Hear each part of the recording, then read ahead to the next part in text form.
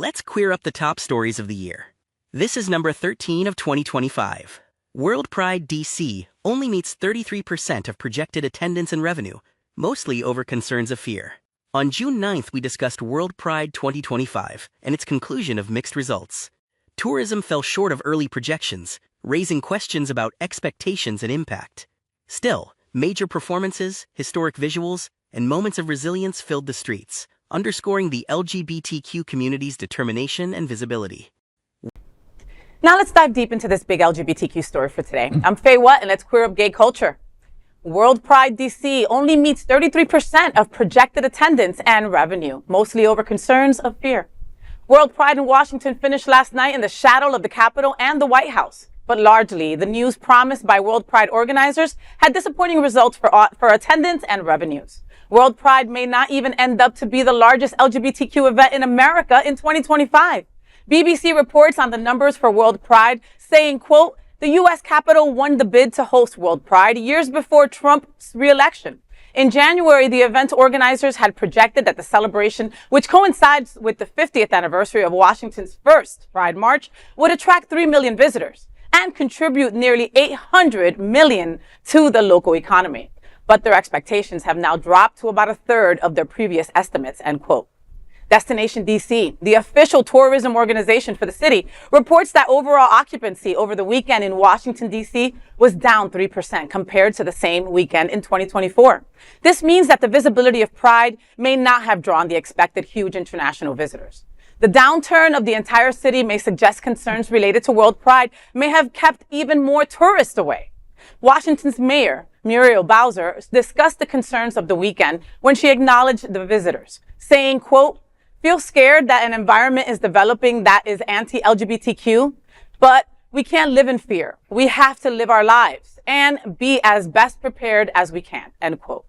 Kelly Lasco, the owner of Her Diner in DuPont Circle, one of DC's most vibrant LGBTQ neighborhoods, echoed this sentiment, saying, quote, I feel like normally with Pride, we are ready for the celebration. And obviously, the current administration has put a big damper on that, end quote.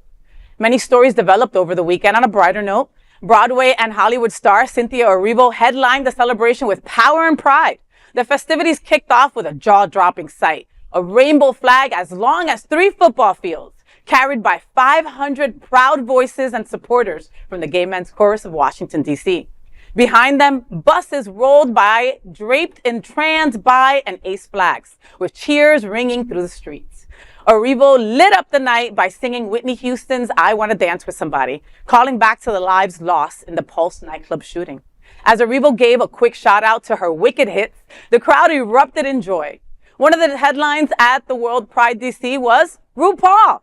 As one YouTube user said, RuPaul was acting a fool plus serving Gardner at WorldPride Music Festival, clad in full-on Gardner fantasy, sun hat, shades, and all. RuPaul hit the decks and had the crowd gagging. Fans couldn't get enough, end quote.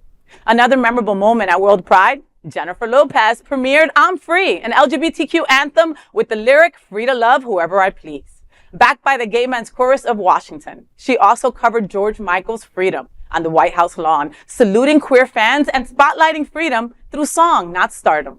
Singer-songwriter and actor Renee Rapp laughed and blew kisses from a pickup draped in a transgender flag, while Laverne Cox waved from a convertible. The 2 grand marshals alongside Deacon McCubbin led a dazzling DC Pride parade. Outside the national city, Christian church, rainbow flags, and balloons greeted hundreds. Asian American and Pacific Islander groups, Mayor Muriel Bowser, and DC police joined the march, turning the streets into a bold, joyful celebration of queer love. A dark note occurred, unfortunately, near the end of WorldPride's parade in Washington, D.C. on Saturday as people fled DuPont Circle following violent incidents. Local elected official Vincent Slatt told The Advocate there was both a shooting and a stabbing near the festivities. At 7:02 p.m., 2 minors were hospitalized after a stabbing during a fight between juvenile groups in DuPont Circle Park. Later at 7:52, a man was shot in the foot nearby. He was transported conscious and breathing.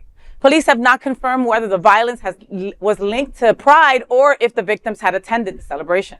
Despite recent attacks on queer rights, the energy in DC said one thing loud and clear: we're not going anywhere. WorldPride DC it deserved to soar but instead, unfortunately, it limped.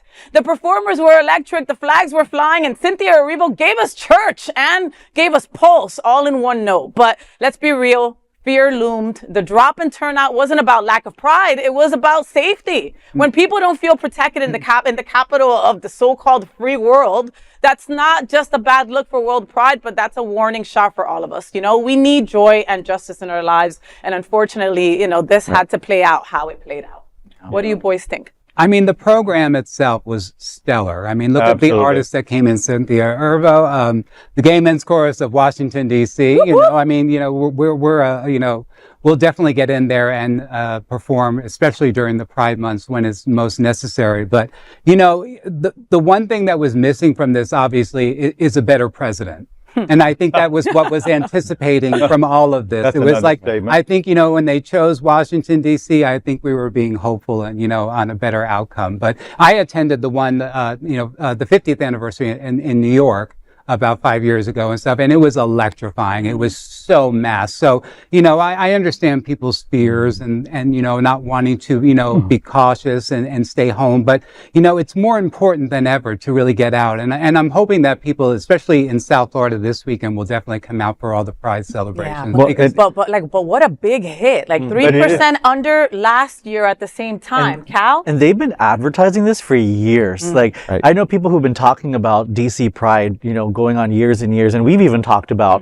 we were thinking of going during Kamala's run. We were like, okay, we're gonna go at some point, you know. And it's just it comes to a time and it's like, okay, maybe it's not the best choice, you know, to be able to go, you know. And it's sad to think that way because, you know, as Americans, you know, as first generation American myself, you know, like I love everything about this country, you know, and to be able to be not only openly gay, but also first generation, you know, Muslim American, to be able to go to Pride in my country's national capital, that would have been amazing. But I feel like because, you know, Trump is completely against us. I think the other night you did a story here on Queer News Tonight that Trump replaced Pride Month with Title IX month. Title IX month. You know, and I'm like, how ridiculous is that? You know, and it's like, so he's not a fan of the LGBT community. But you can just tell that by looking at the hair and the makeup. But you know, how about the folks internationally that love to go to prides everywhere? You know, people are afraid to travel. And especially our trans siblings. Those are the folks that I'm worried about, right? If there's a travel ban, if people are telling you don't come to the U.S. because you might get, you know, sent to El Salvador. Right. You know what I mean? Like, you're not going to want to come here. Right. Yeah, I heard an interview with Laverne Cox saying, if I were coming from out of the country, I would not come here. She said that. She said it verbatim. I would not come here. I would not take the chance. Yeah. No, not worth the chance. Yeah. And there are trans people whose identification is now misrepresenting them completely, 100%. So how can you travel when you don't even have proper documentation and ID? Yeah. It's also upsetting that we're at this stage. Yeah. No pun intended. But Cynthia Erivo, yes. I mean, I've just seen the clips of her turn it out. And then, you know, she did the next day, she was the host of the Tony Awards in New York and turned out even more The Voice. She's spectacular. No, I'm such a Erivo fan. But I just wanted to bring that in, that moment that she was also the next day doing the Tony Awards. No, and incredible. I mean, and think about, like Edward was saying, the people that were invited. You know what I mean? J-Lo, Troye Sivan, you know, Cynthia Erivo, Vincent, who I, you know, was with yesterday at the Arch Center, Ray. I mean, so many incredible, Tracy Young. There were so many incredible people that were invited to be a part of this, you know? And let me just say to all the folks who did show up, all the people who organized this, you guys are activists, okay? You went out there and you protested and you showed up. And I give you big love for that because, like, I couldn't. You know what I mean? Like, and that sucks that I'm scared. You know what I mean? I passed. I'm not trans, and yet I still was like, if my trans siblings can't go, I don't want to go. Right. But we did have people from, you know, our community here that were there. There were a lot of people. Which is great.